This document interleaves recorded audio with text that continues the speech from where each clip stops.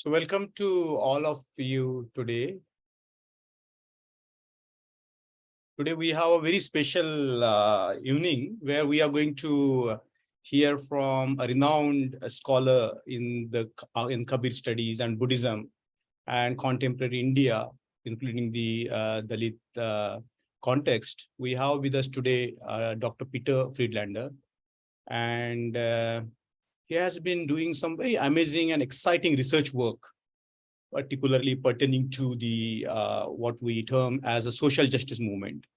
And he has been in contact with the movement for a long time. And his research area is not just confined to the four walls of the academia. He's a very active person in terms of reaching out to the communities, building the bridges between the people. And he's somebody who has a very special acumen to work with the communities and with the societies. So I know about the great work of Professor for some time now, and he has been coming to Bodh Gaya often to teach the young people the living practices of Buddhism. But his interest is also much into Vedas, Hindi literature, and Kabir. So recently he came up with a very interesting book, which is titled as Kabir Poems in Transformation, and the subtitle is The Fountain of Creativity. It's a very exciting book that has come out in the recent times on Kabir. And before I hand it over to my dear brother, Peter, I'm going to just read a brief bio of him so that you get an idea as to what he's up to in terms of his academic and his life interests, as it were. So he's an associate professor, and he began studying what is called the Hindi and Indian cultures and India while living in Varanasi in the late 1970s and early 1980s. And he then did a BA in London University, and after living at Kabir Chaura monastery in Varanasi in 1985, he went on to write a PhD on the life and works of Ravidas in 1991. And he did his postdoctoral research on the history of Hindi literature at the Wellcome Institute. He taught at La Trobe University, the National University of Singapore, very prestigious universities, and the ANU, the Australian National University. And his research focuses on the relationship between Hindi languages, religion, society, and politics and saints like Ravidas and Kabir. His publication on Kabir and Ravidas include Tagore, Kabir, and Underhill in Seminar 2011, and Kabir and the Print Sphere, Thesis 11, 2012, and Kabir Oral to Manuscript Transitions, Oral Transitions 2015, and Reassessing Religion and Politics in the Life of Jagjivan Ram, one of the interesting figure in the Dalit movement. So he has been, his scholarship is very wide and vast, as we can see, and he's also interested in the Buddhist research, and he used to run a course on Buddhism past, present, and future, which was a very interesting course which I have gone through in terms of the material, and very interesting. So he has also, in the recent time 2022, he has contributed to the area of Buddhism and politics, where he has published 2 papers, also recently in 2023 on Buddhism and politics, in a very prestigious publication. So I'm not going to stand between you and him, because you are all here to listen to our beloved professor brother Peter Friedlander. So I welcome him. Namaste, Jai Bhim, and warm welcome to you on the behalf of the listeners today. So I hand it over to you, Professor. Thank you so much, Mangesh, for your wonderful introduction to my speaking to you today. And Jai Bhim to all of you as well, and also Jai Guru Ravidas. And also, just like to say, because we're here in Australia, that we often remember that we're actually sitting on the lands of the Ngunnawal and Ngambri people of the area where Canberra is now existing.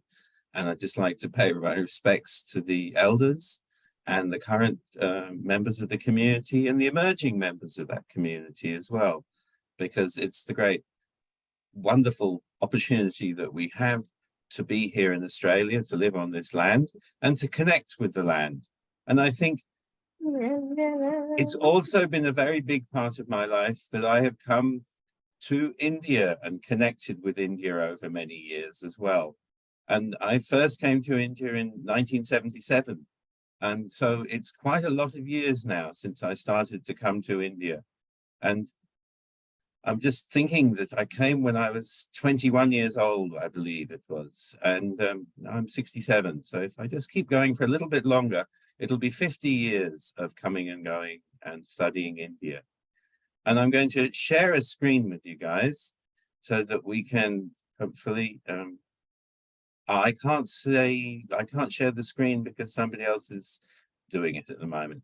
But hopefully at some point I will be able to share the screen with you. And then I'll show you some stuff about the presentation, which I'm going to make to you, which is about my book, which Mangesh has spoken about, which is a very, I hope you would find it an interesting, here we go.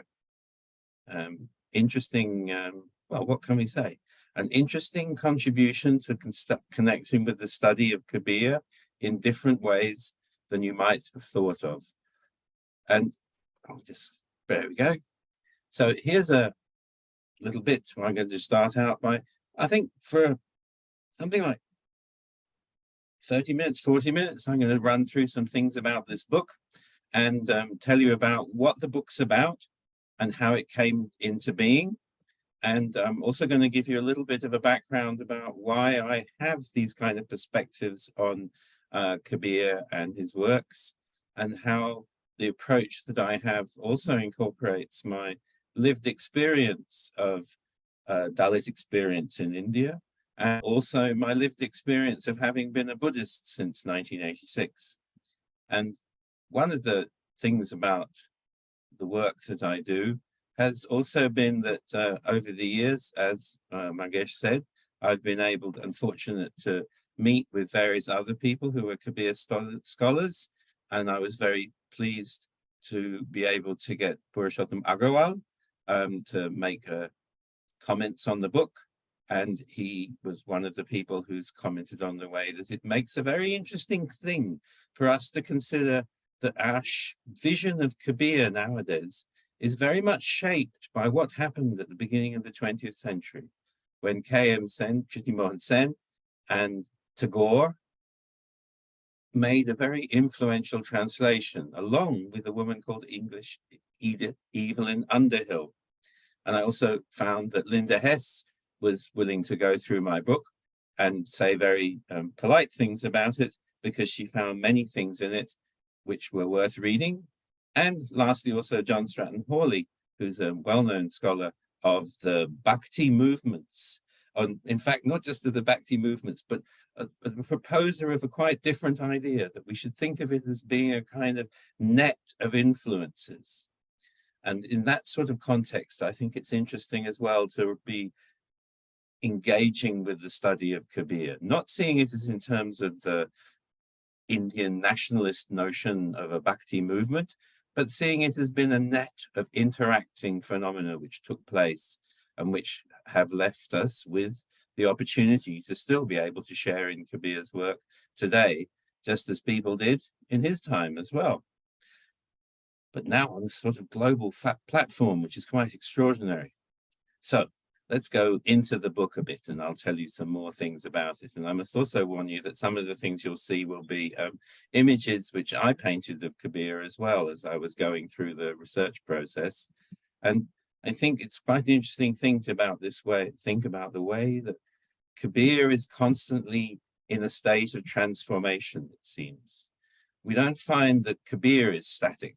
Kabir's works are constantly being adapted, reviewed, revised, and seen through the eyes of many different people.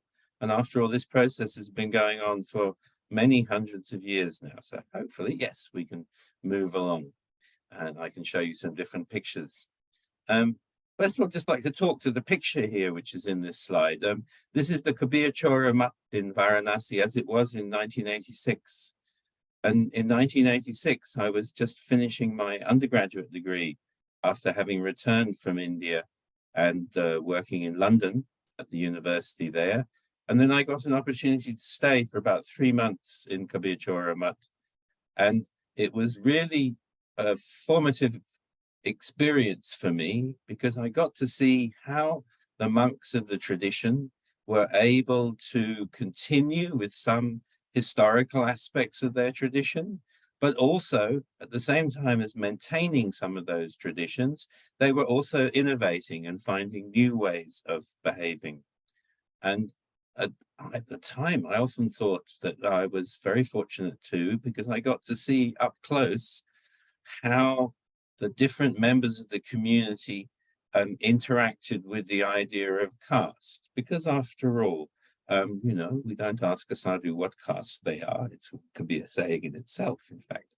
But even so, there was a sense in which I could feel, after having been in India since 77 onwards, that there were things going on within the community of Kabir followers which reflected different possible influences.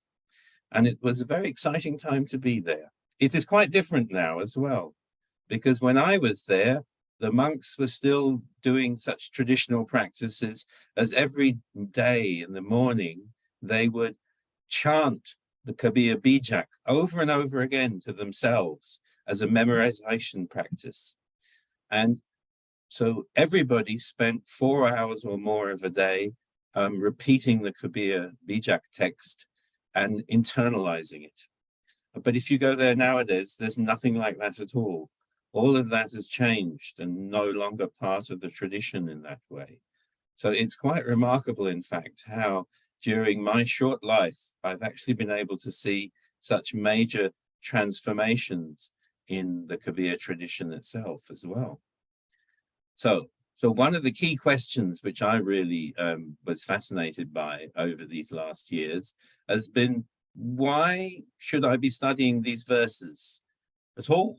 Why? Because they circulated, after all, in Hindi oral and manuscript traditions for 5 centuries before they made a transition into circulating in a sphere of global English print media translations. But what makes them so special? What has meant that people today are as interested in Kabir, or possibly more interested in Kabir, than they were in the past, and how the audiences for Kabir verses changed over this length of time? So in the preface, I briefly sort of set that story up here and talk about the way in which I encountered Kabir verses. And of course, I encountered them before this, from the early 80s onwards, when I was learning Hindi in Varanasi, because people recited the verses to me. And I'm going to break out of my PowerPoint for one moment and show you something else. If I can, it's going to be, sorry if I'm a bit stumbling around trying to do the Zoom things. Ah, there it is now, it's good. Yes, so I encountered the Kabir verses being chanted by people or recited by people as part. I'm going to show you a few pages of the book, in other words. And one of the things in the book, here we go, we're going to find just this little bit. Who was Kabir? I remember very well that one day I was sitting with a group of people who were modern Hindi poets and traditional Hindi poets and revolutionaries in their own way, and also just people trying to live their own life. And then somebody recited this verse to me on the shore of the Ganga. Tinaka kabahu nanindye jo pavan tara hoy. Kabahu uri anken pare to pir ganeri hoy.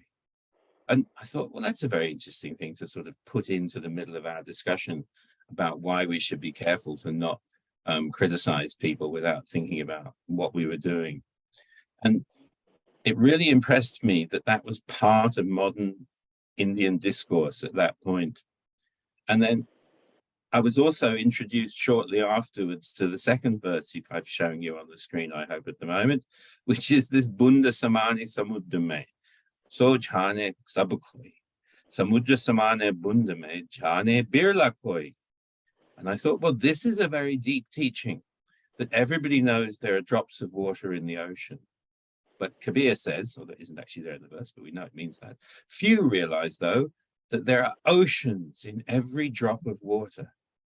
And so in this study of Kabir, I'm also going to point out that we should not be too eager and too fast to dismiss things because they may be very important. So even tinka can be very important because after all, it gets in your eye, it's very painful.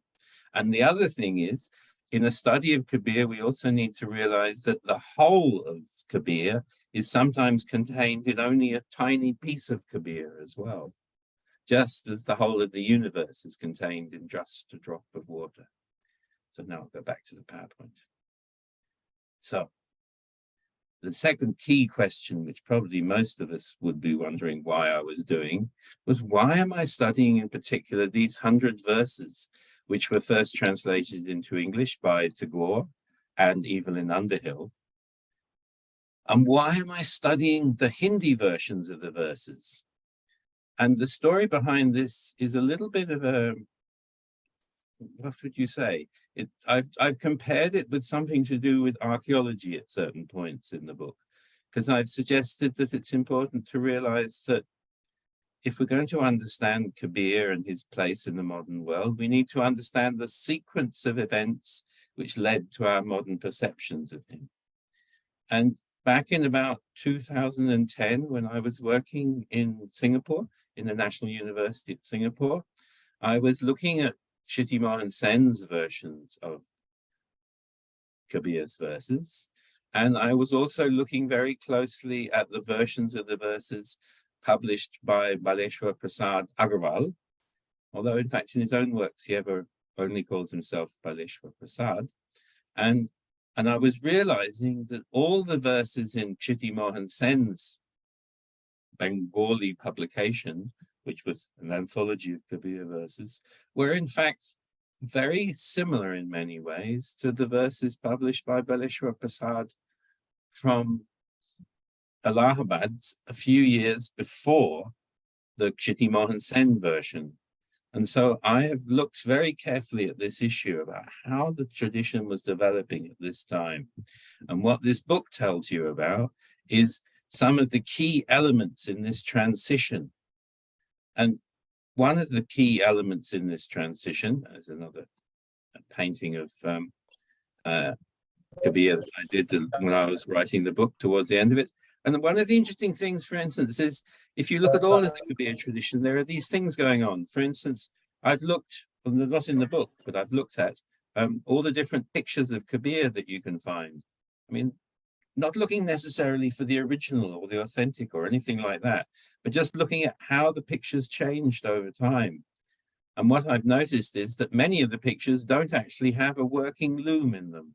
They have a picture of a loom which would never work because bits have been left out of it because the artist wasn't concerned to represent Kabir as an actual weaver. So I tried to take some of those images, take aspects of those early images, and then put back into them the fact that Kabir really was a weaver. The loom should be one that works, like this one, a genuine pit loom. Not necessarily the best one, but it's something. Let's move on to the next slide because time will go past otherwise. The next chapter will look at what did Kabir teach. And it's an interesting thing, as we have mentioned, Mangesh kindly mentioned, that one of the key questions was how did the teachings change over time? But the thing is, there's a big difference between what I would describe as precepts and practices. And what I found was that if you looked at Kabir's verses in terms of what are the actual practices that Kabir advocates, it's quite different from looking at people's interpretations of what he seems to be. One of the reasons for that is that there have been such radical transformations in how we understand Kabir. And again, I'm going to stop my presentation there in that way and go back to this other screen here. And we're going to look at this. And I'm going to show you, oh, that's the wrong page. Here we go. Yes, I'm going to have to find the right page again, pardon me. This is easier than me trying to hold up the book for you after all. So no, take your time, no problem. So it's interesting things, it'll give you a brief moment to see. So in fact, the first chapter in the book looks at this interesting question, which is that we know Kabir through stories about Kabir. through kinds of what you could call hagiography, stories which are sort of not everyday stories, in which people tell tales which were then remembered about Kabir. And one of the things is that I also looked at these stories both in terms of when they started to appear and what they seem to say about the lived experience of Kabir, but also in terms of my memories of living in Varanasi during the 1970s. And I found that often there were quite different kinds of interpretations coming up of all these stories. And, you know, as I run through these pages, looking for the page I'm actually looking for, you'll find that over time, the stories kept changing. And one of the features that occurred in the stories as they developed between the time of Kabir himself and the present day is that the area and complication of the stories kept growing. And it's particularly interesting as well that you also start to find what I traced was that people's understanding of the area that Kabir was active over kept changing and kept developing. And I think in many cases this reflected, and in the book it argues this, that Kabir's followers were becoming more widespread in India. And so people from different areas, initially it's just the Varanasi area and Puri, which is very interesting, because people often ignore that, and also the area of Magar. But over time, areas like Maharashtra and also Gujarat start to be included, and Madhya Pradesh. And I'm going to take you through this because we're not going to go through all of this at the moment. But what I would like to say is that one of the most fascinating ways in which all the stories changed was that by the 19th century, and this relates a little bit to something I wrote about, which Mangesh has mentioned, which was about Kabir and the print sphere. So in the later part of the 19th century, there was a problem that occurred for people trying to follow Kabir Panthi traditions and other traditions, which was that as people started to put together published versions of the works, they had to try and reconcile the local works with the sort of idea of a nascent national version of Kabir. And I'm hoping that I'll find, yes, here we go. This is the bit that I was going to show. So these names are the ones which I want to focus on because they come up very significantly in the book. So having looked at the development of Kabir up until the 19th century, through the first chapter, through the hagiography, I identified that there were particular issues which had happened. So as many of you may know, probably better than me in some ways, the Kabir Panth itself is not a single thing. I mean, why should something as marvelous as the Kabir movement be a single thing? It's going to have variations. It's going to reflect local circumstances. What Kabir Panthis believed in Varanasi is not going to be the same as in Bihar, and it's not going to be the same as in Punjab and UP and in other areas, of course, going down into the Deccan as well, too. But what was particularly interesting was that in the 19th century, when people tried to start thinking about how would you present a print version of Kabir, a Kabir that everybody would be willing to accept, it was a very difficult thing to work out how to reconcile some of the different views. And this is particularly because the kind of Kabir Chora movement, which is often called a Shaka, so the branch of the Kabir Panth, which is based around Kabir Chora, had a particular identity which related to Eastern UP and Bihar and had particular reverence for the Bijak. But at the same time, you also had the Chhattisgarh Shaka of the Panth, which was associated with Dharamdas. And by the 19th century, it was quite clear from looking at the biographies of Kabir that people were writing in the 19th century, or the hagiographies, that they had quite different views about how they would situate Kabir. And largely speaking, you could say that the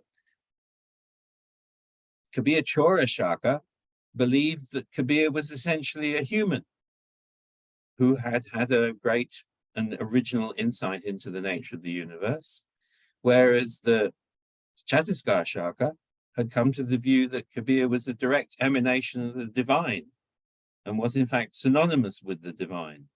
So they had quite different, disparate views.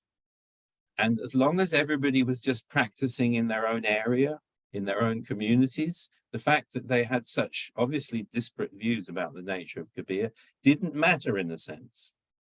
But as soon as people started to think, well, when other people ask us, what is it to be a Kabirpanthi, then we'll have to work out how to explain to other people who are not Kabirpanthis what it is to be a Kabirpanthi.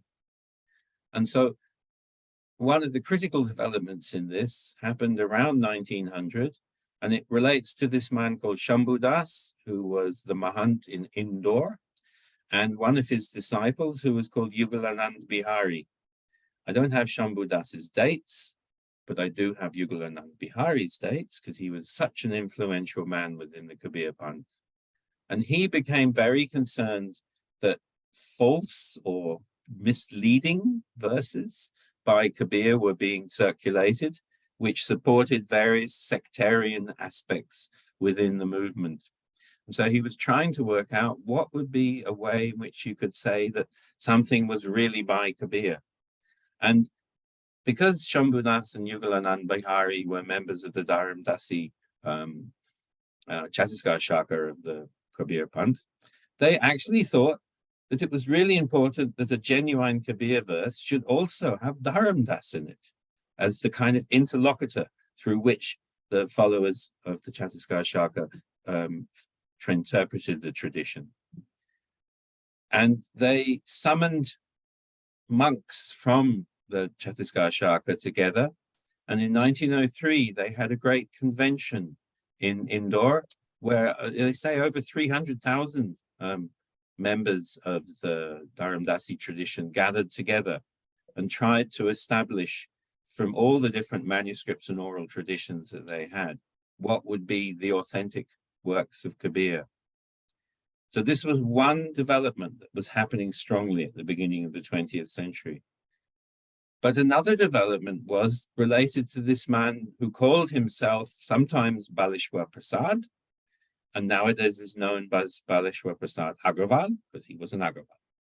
And Baleshwar Prasad was a kind of up-and-coming middle-class Hindi-speaking person from the UP area, and he had become a high school teacher.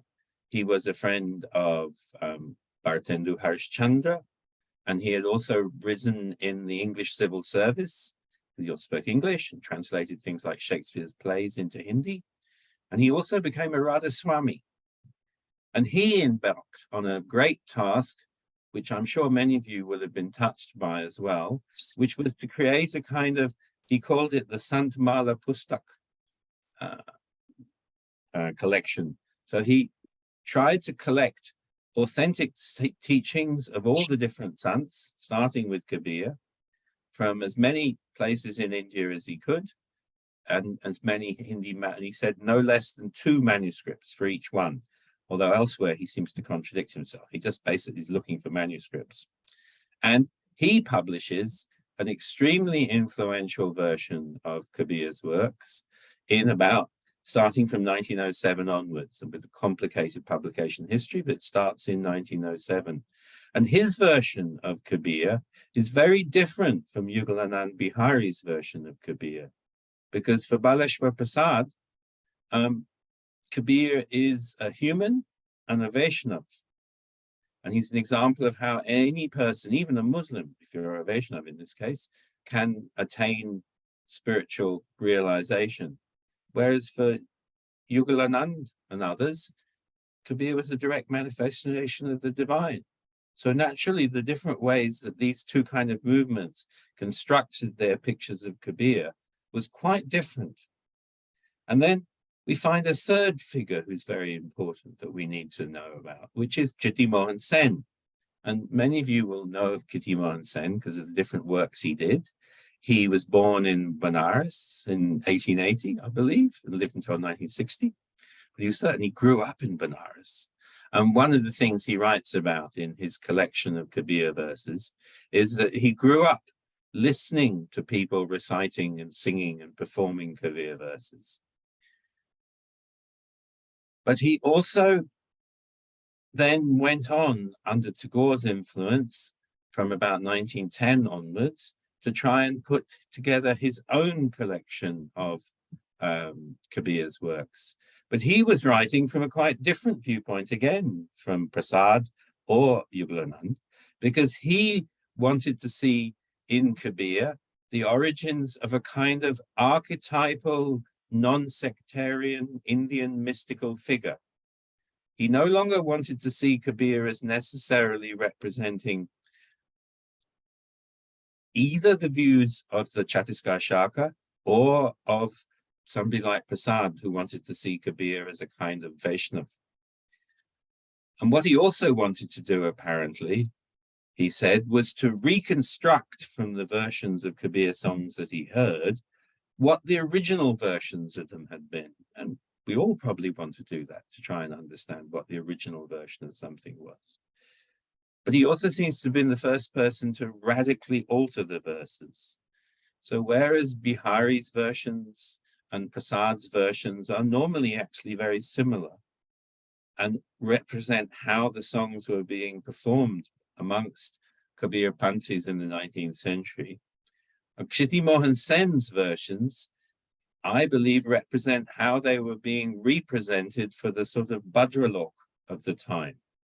So they are being cast in a new light in which a lot of things have to be removed from them. Mentions of Dharam Das, largely speaking, disappear. Descriptions of the nature of the practices also disappear. Instead, he wants to portray Kabir as a kind of mystic who doesn't teach a technique to attain enlightenment, but just speaks of the wonder of what it is to be enlightened. And this is also very much how Tagore was taking Kabir too. So Tagore, influenced no doubt by Kshiti Mohan Sen as well, saw in Kabir another spokesman for his idea of the Antara Purush, the inner man. And by a remarkable set of circumstances, he came into contact with a woman called Evelyn Underhill. And this happened because of the way that Tagore won the, I can go back from here with these names now, we don't need that bit, I'll go back to the PowerPoint. Here we go. Tagore was in London to accept the Nobel Prize for Literature after one of his most incredible achievements was to be the first Asian to be given the Nobel Prize for Literature. So this slide here, what did Kabir teach, relates to this, because each of these kind of people were teaching us about a different Kabir in a sense. They were all seeing Kabir through the different lenses of their understandings of what Kabir represented in his teachings. And I'm going to talk a little bit about it in terms of now how you can distinguish between Kabir's praxis, his practice, rather than his precepts, the apparent belief systems represented in the verses. Because what I think you'll find is if you look at all these different versions of Kabir verses, which were current by the end of the 19th century, you can see within them representations of a kind of practice which for those of you who are Buddhists will seem very much like a mindfulness practice, because it's breath-based and it's based within the body. And it's a practice that looks at how, if you stop focusing on external phenomena and just look within, you can start to see the nature of things just as they are. And it's one of the difficult questions which I've probably wrestled with over these years is, can we actually draw connections, and how can we draw connections between Buddhist practice and the practice represented in Kabir and in Ravidas and in other Sant movements followers who were, or teachers who were nirgun? Because after all, one of the characteristics of nirgun traditions is that it teaches that there's something which is indescribable. And that is the most important thing. It is without qualities. And it's kind of alongside this that you also have all these questions about precepts, which are belief systems. And I'm going to now explain something else about what was happening with these transformations which were taking place at the beginning of the 20th century, when people like Sen and Tagore were interacting from the texts. In some cases, you can see, if you compare the versions from the Chhattisgarh Shaka and the Kabir Chora Shaka, which are what you find in Yugalanand and in Prasad's versions, that one of the things they did simply was to change the forms of verses. So they simply scrapped the way that they were traditionally performed. They made them impossible to memorize in some senses as well by doing this. And they cut them off from their roots as part of the tradition, which had been a living tradition within the Dalit and other lower caste followers of the Kabir Panth for the last 500 years. They also seem to have systematically gone through the verses and cut out things that they didn't like. And in many cases, one of the things they did also would be that they would combine verses together to change the context for things, and or cut verses in order to remove the context they didn't approve of. And one of the most systematic changes they made was to cut, basically, systematic descriptions of how you should start by concentrating on your breath, how you should start by looking within you, how you should start by stopping the mind wandering and just seeing what takes place within. And instead, to transform the verses into a kind of poetical, mystical, individual experience. So one of the reasons this was happening, I think, as they did it, was that they were concerned about another change in the audience. And this woman here, who's Evelyn Underhill, that you can see on the side, was also an example of the kind of changing audience. She's obviously a very different person from a traditional Kabir Panthi. After all, she's a Western Christian mystic who met Tagore when he came to London in 1913 and was deeply impressed by him, as were many others at the time, because they saw in Tagore a kind of image of an ideal Indian mystic who was quite separate from anything that was actually going on in India and just conformed to their idea of what an ideal non-sectarian Indian mystic would be, whatever that was, which I'm never quite sure, to be honest.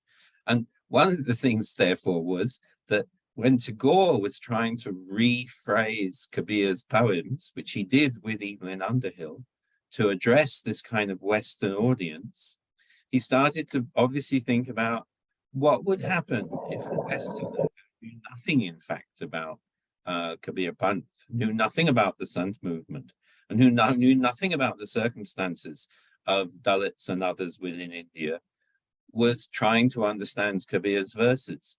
And so what he seems to have done, Tagore and Evelyn Underhill, was when they came to something which presumably she said she didn't understand or couldn't understand why it was there, they changed it. And so whereas the earlier versions of all the Kabir songs are always addressed to an audience, which is a group of people, bhagats, after all, who are listening, or sants, sadhus, sads, as they're often called in the verses.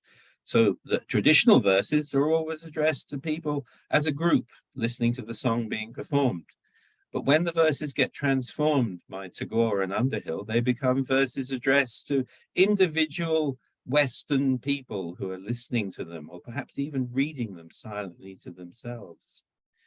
And what I mention here by changes in characters is that also for the new global audience for Kabir, the fact that some verses were addressed to avduts, others were addressed to sants, others were addressed to Saki, others were addressed to other people, made no sense.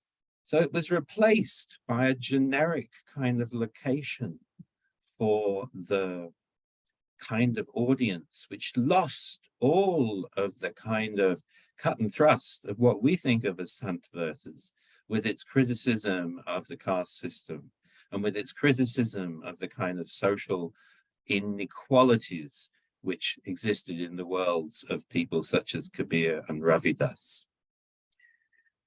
And another thing that happens is, and it's very striking, a change in the register in which Kabir is thought to speak. Because after all, how am I doing for time? All right, okay, good. After all, if you look back at the time of around 1900, it wasn't until Tagore and Underhill and the others of this period were starting to put these verses into English that the sort of gatekeepers of Hindi literature were willing to accept Kabir.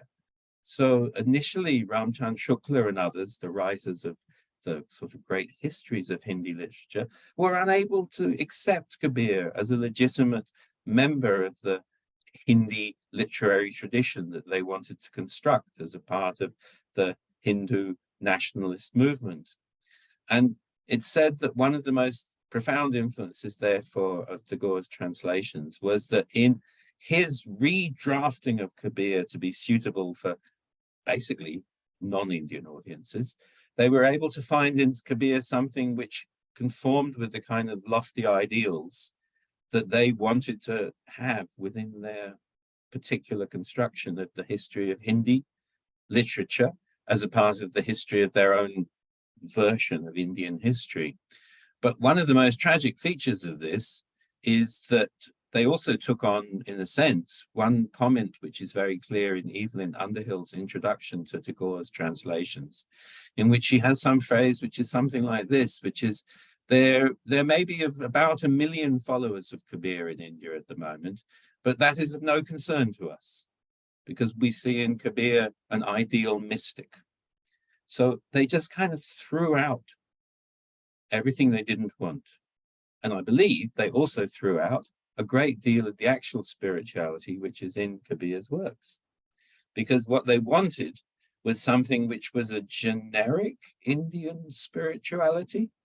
And obviously that doesn't then conform with what Kabir was actually doing in his works. I'm going to spend a couple of minutes, because I know that I mustn't overrun, just talking a little bit about the sort of things that happened. I think it's interesting to find us. So I'm showing you two versions of the famous verse which begins the Tagore 100 verses from Kabir. And you can see here at the bottom, well, maybe you can't very clearly, but hopefully you can see Moko kahan tunde bande mein to tere paas mein, name deval mein name mach. So that one is the same version of the verse. And then if you look above it, you can see the Prasad version of the verse.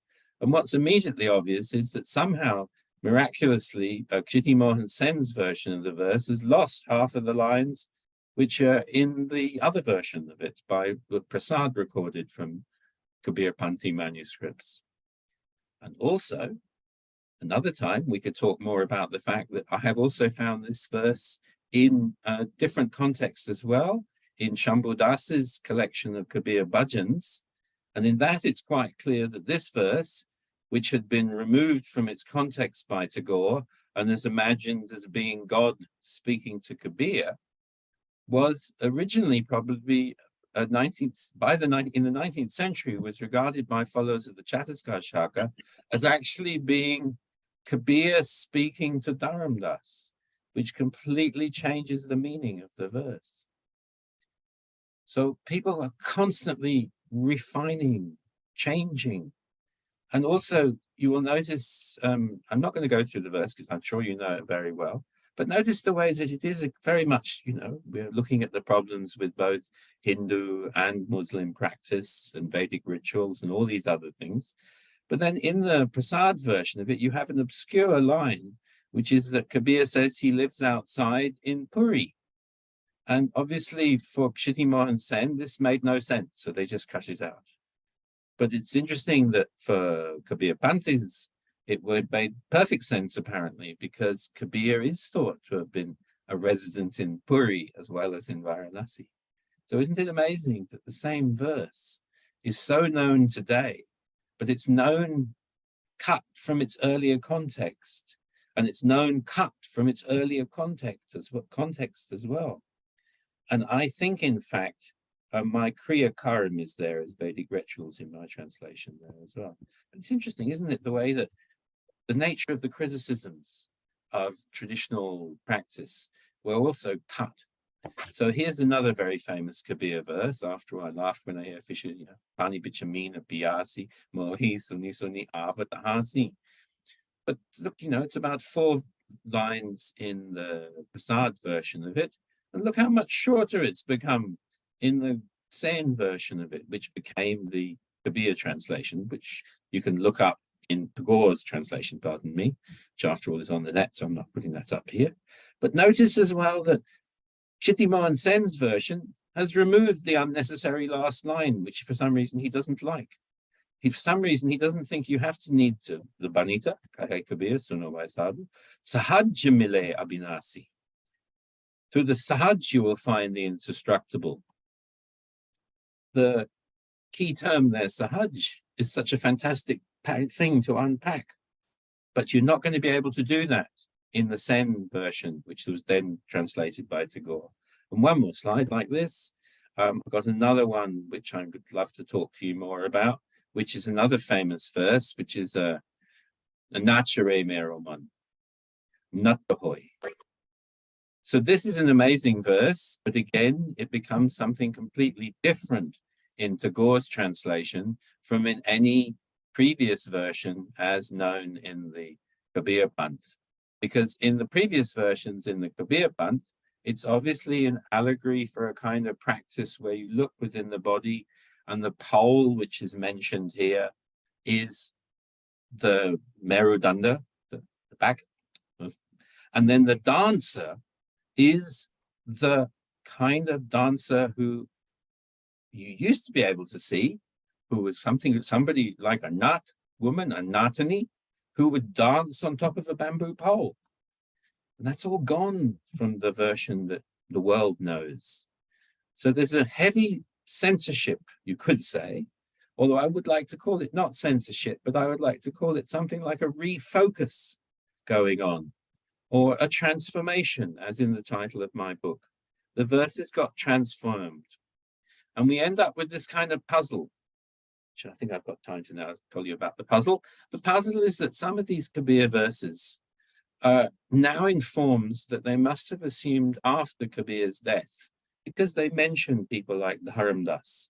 And clearly Dharam Das wasn't alive at the time of Kabir, or maybe he was, I don't believe so. And so they must have been preserved as oral traditions and developed as oral traditions, and yet they still contain distinctive Kabir teachings. And I'd like to say as well, and obviously this is meant to be, I'm trying to think of this as being like a book launch, that this book, Kabir Verses in Transformation, is available. And if you want to kind of pick up on some more of these things, you can, but you can do it by also reading my book. And it's rather frustrating for somebody like myself who lives outside of India, because in India, you can jump on the internet, and you can probably visit a bookshop after all. But in fact, Primus's website allows you to buy it directly from them in Delhi, and it's a very nice version. I can go back through all the slides and I can show you the front page of the book again for a moment.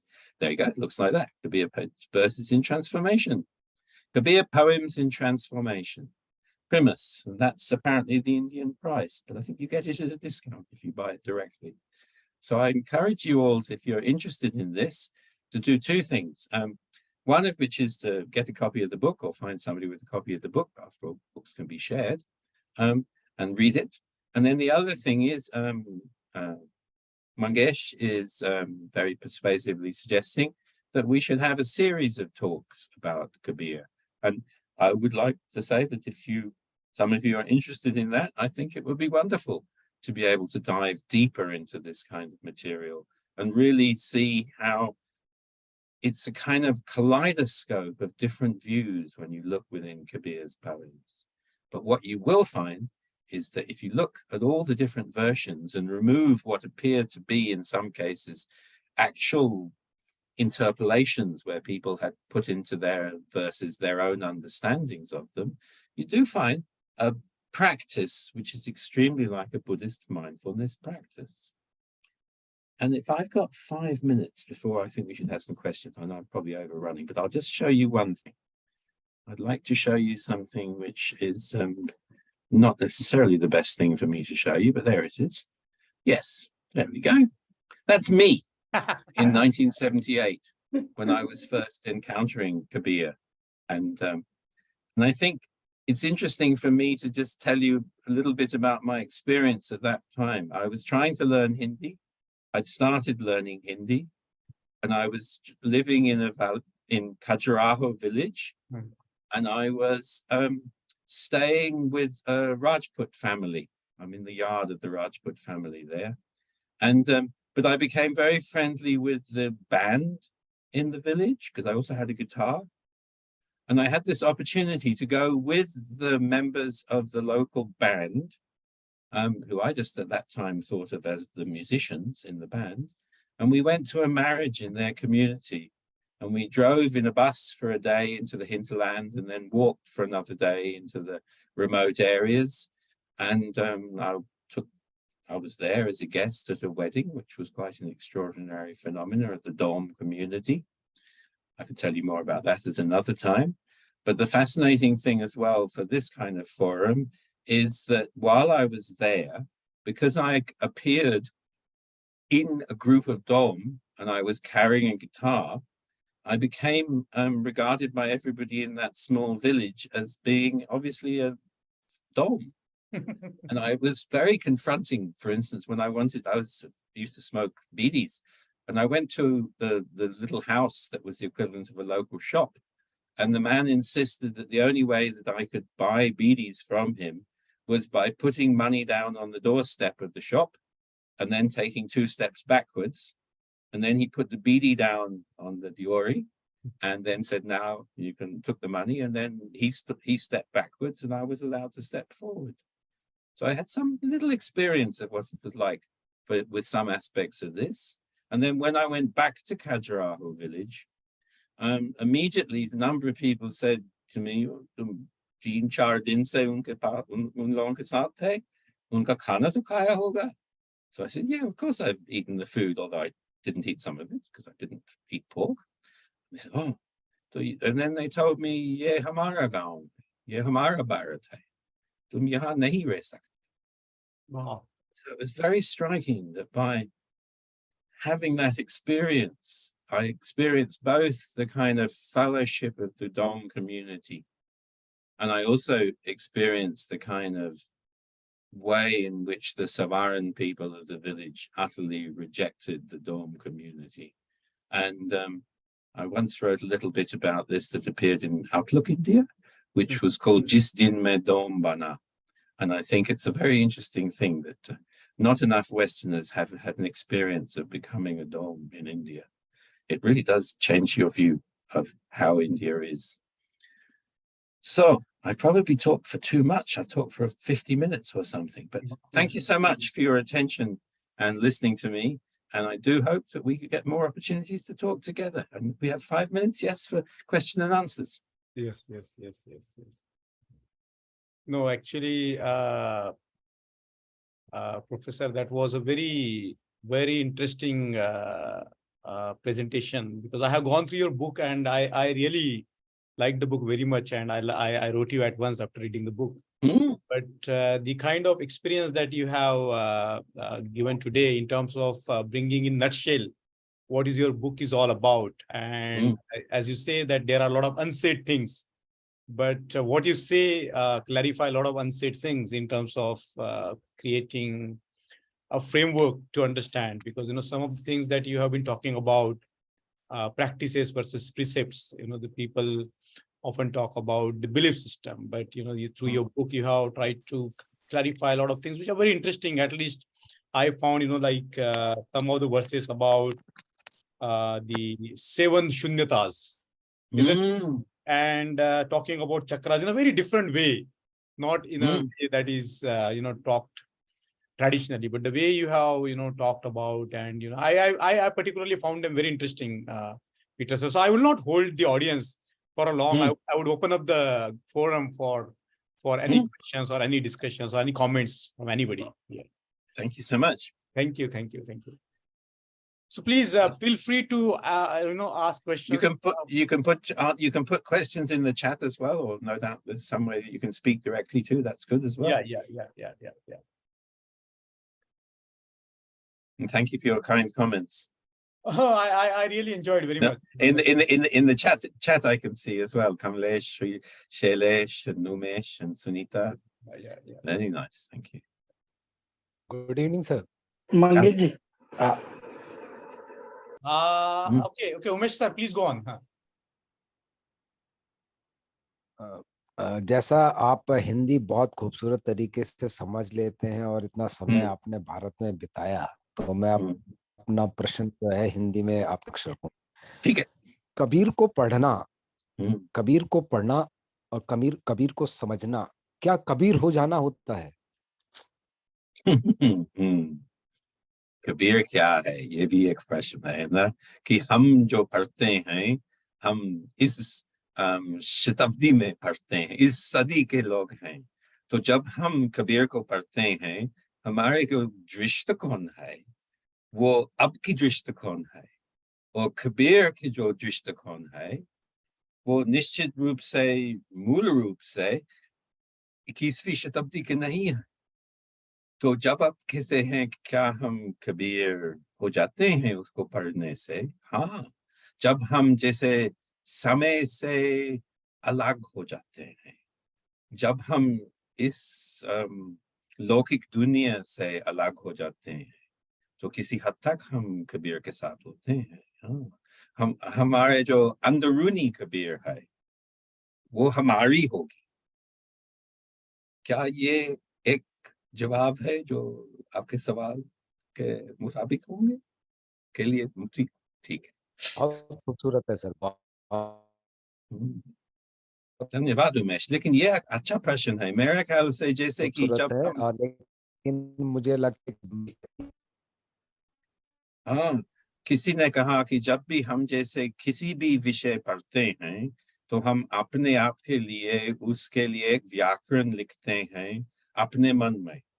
तो कबीर जब हम पढ़ते हैं तो हम अपने आप के लिए एक कबीर की रचना करते हैं अपने अंदर, लेकिन वो कबीर अलग होगा। धन्यवाद। बहुत बहुत शुक्रिया जनाब, बहुत बहुत शुक्रिया, थैंक यू। अभी तो आपको पता चला होगा कि आप हिंदी में भी सवाल पूछ सकते हैं, तो एक दो सवाल आप हिंदी में पूछ लीजिए। माफ कीजिए, मुझे मराठी, पंजाबी, बांग्ला नहीं बोलते हैं, लेकिन मेरी हिंदी किसी हद तक अच्छी है, थोड़ी सी धुंधली हो जाती है आजकल। Good evening, doctor Alka here. Kabir ji Buddha की भाषा बोलते थे, तो क्या वो बुद्ध से परिचित थे कि उनका ओरिजिनली था, मतलब? हाँ, तो कबीर और बौद्ध धर्म के बीच का जो रेखा है, तो मेरे ख्याल से ये एक सिलसिला है कि जैसे हम देखते हैं कबीर की दोहों में, कबीर के पदों में हम कुछ वैसे विचार पा सकते हैं जो नाथ सिद्धों की वाणियों में भी होता है। और बहुत पहले एक शशिभूषण दासगुप्त ने ये दिखलाया उनकी ऑब्सक्योर रिलीजियस कल्ट्स में कि कुछ पद है जो नाथ सिद्धों की वाणी में है और कबीर में है, और उनमें समान रूप से रूपक एक ही क्रम में आ जाते हैं। तो ये से हम निश्चित रूप से ये कह सकते हैं कि एक मौखिक परंपरा चली आ रही थी नाथ सिद्धों के जमाने से कबीर के जमाने तक, और असल में उसके बाद भी हमारे तरफ में चली आ रही है, क्योंकि बाबा शेख फरीद के कुछ वाणियों में भी वही रूपकों भी आते हैं। So definitely अलका जी, मैं सोचता हूँ कि कबीर और बुद्ध धर्म के बीच और बौद्ध धर्म के बीच एक जैसे संबंध स्रोत है, संबंध की जो रूप है, लेकिन वो किस तरह के है हमें ध्यान से सोचना है। लेकिन मैं सोचता हूँ कि खास तौर पर ये हमारे जो इंग्लिश में मैं कहता हूँ कि जो प्रैक्टिस है और प्रैक्टिस है, तो उसके अभ्यास में, उनके साधना में मुख्य रूप से ये है। धन्यवाद Alka. Thank you. Oh, Dinesh is asking, would I locate him in a Shramanic line of thought? As in, Brahmanic, Shramanic. He is meaning Brahmanic, Shramanic. oh, we अलग-अलग है, एक तरफ में Brahmanic, एक तरफ में Shramanic. तो कह सकते हैं कि, okay, I'm going to slip into English here for a moment. I think one of the problems with this is, when we say the connection with Kabir and Buddhism, maybe we also need to think about what were popular forms of Buddhism at the time of the Buddha, because we tend to read about what monks were doing. So maybe people were always doing what Kabir was doing. Maybe it represents the kind of ground nature of Sant tradition, which also has manifestations in Buddha Dharma. So I'm not always going to believe necessarily that we should say that we are connecting it directly with Buddha tradition, with the Bodh Dharma, but I also think we should be looking at the possibility that what is the relationship between the every man's practice that was always there probably in the Sant tradition. So I agree that there is something, if we say Shramana, and if you say Shramana, English word Shramanic seems to mean something else to me, but ये Shraman parampara जो जैनियों और बौद्धों का है, तो वो कबीर परंपरा और संतों की परंपरा से संबंधित है या कबीर परंपरा उसकी एक अंग भी हो सकता है. Very nice. Haven't you seen that use of Shramanic before? But it's a perfectly good idea. Kabir, Uttam Kamble is also asking or saying to us, was a revolt against organized religion? Yes, absolutely. And you can see that also in the Nath Siddhas too. They also have all the same criticisms of Pakand. And yet the whole tradition has this long-term thread running through it. And I would also connect it through to the Buddhist tradition in this case too, as after all, the Buddha is also criticizing other traditions for pointless activities which don't benefit anybody, but represented as being the thing that you should really do. So Kabir was a revolt, but on the other hand, you could say, well, if Kabir was revolting against something, but maybe Kabir was also simply agitating for what was the rights of Sant tradition followers to practice. Yes. Very, very interesting discussion, and we can hope to continue it forever because but not this evening. क्योंकि कबीर जो है वो न खत्म होने वाला समुद्र है और हम इसमें जितनी डुबकी लगाएंगे उतना गहराई में जाएंगे. तो बहुत ही अच्छा. किसी को है कोई सवाल इमीडिएटली? अच्छा, तो मुझे ऐसा लगता है कि आप जो मंगेश जी, हाँ एक शॉर्ट यस ओके. बहुत बहुत धन्यवाद सर. एक्चुअली बहुत ही ज्ञान मिला आज कबीर के बारे में, और ये कबीर पहले कभी सुने नहीं थे, और जो कबीर के प्रति जो महाराष्ट्र में और इंडिया में जो श्रद्धा है वो because Baba Saheb considered him as one of his guru. तो सर, जितना बाबा साहब ने महात्मा ज्योतिराव फुले और बुद्ध के बारे में जो जिक्र किया और लिखा उनके बारे में, उतना ज्यादा हमको बाबा साहब के लिखाई में कबीर के बारे में नहीं दिखाई देता है. तो हाँ, but it is also the known fact that Baba Saheb family from both mother side and father side were Kabirpanthis. तो एक ये था कि जो बाबा साहब ने कबीर को इस तरह से अपने गुरु के रूप में रखा, उसकी क्या एक वजह हो सकती है? अरे वाह, तो मेरे भी यह जिज्ञासा है कि आप लोगों के संपर्क से मैं इस प्रश्न का सही उत्तर खोज पाऊंगा, क्योंकि मुझे अभी तक ये मेरे समझ में नहीं आती है. और मैंने भी बहुत कम पढ़ा जो बुद्ध, कबीर और बाबा साहब के विचारों के जैसे विस्तृत रूप से सोच विचार किया.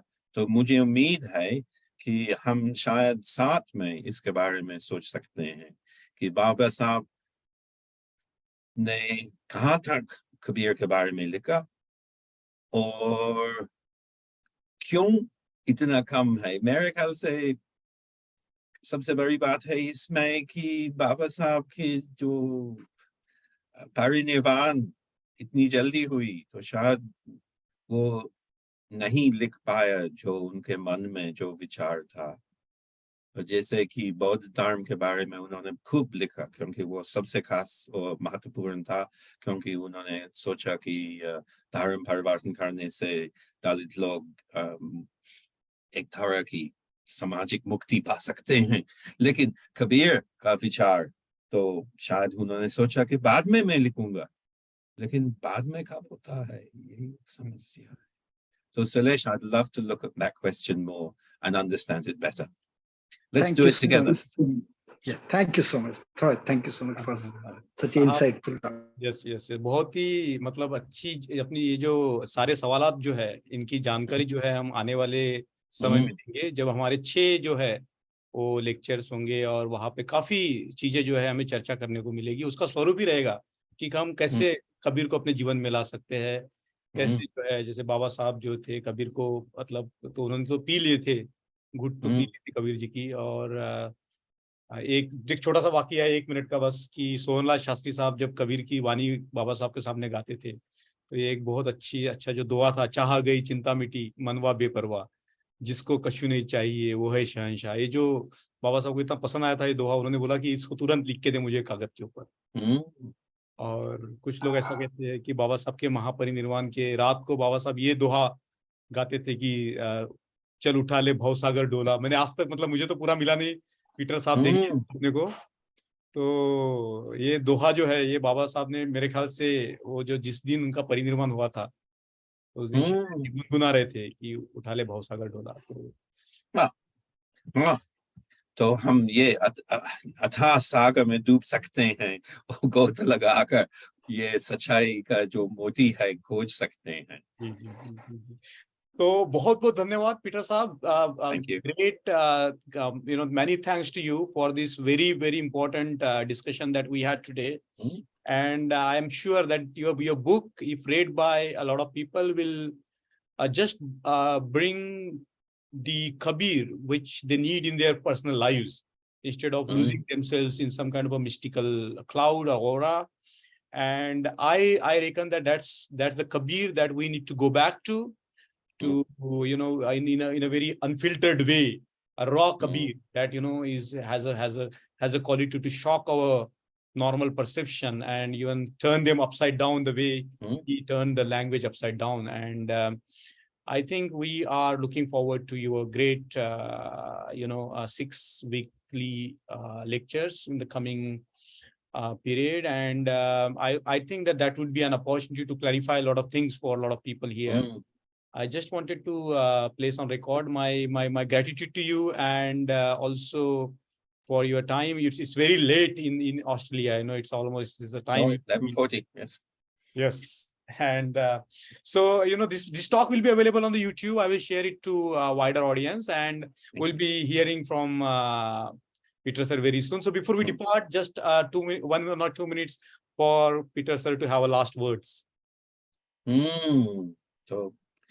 तो मैं शुक्रिया अदा व्यक्त करना चाहता हूँ कि आप लोगों ने अपना समय दे दिया मेरी बातों को सुनने के लिए।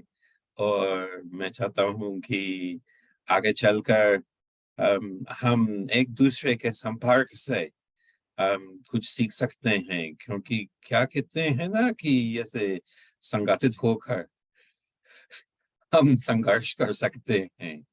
तो यही 3 विषय जो ये नारा जो भीम जी का था, इसमें भी सच्चाई है ना कि हमें हमारे सत्संग से, हमारे संगठित होने से हम कुछ संघर्ष कर सकते हैं, कुछ सीख सकते हैं, कुछ कर सकते हैं। धन्यवाद। मैं तो आपके क्लास का टाइटल ही सत्संग देने वाला था, लेकिन मुझे लगा कि आप जो है वो अगर मैं आपको संत कहूंगा तो प्रॉब्लम हो जाएगी, इसलिए मैंने संत नहीं, ये तो महफिल हो सकता है। तो बहुत कुछ लोग आजकल संगत तो दुरुपयोग करता हूँ, तो ये महफिल बन जाता है। बीच में इंटरप्ट कर गुस्ताखी, बीच में इंटरप्ट कर सर, बीच में इंटरप्ट करने की गुस्ताखी कर रहा हूँ। एक पीटर साहब का जो दिल के करीब कबीर साहब का एक दुआ हो तो उनकी जबान से हो जाए तो बहुत। अरे ये तो जो मैंने शुरू में कहा कि बूंद मुहाने सागर में जाने सब कोई, सागर समाने बूंद में जाने बिरला कोई।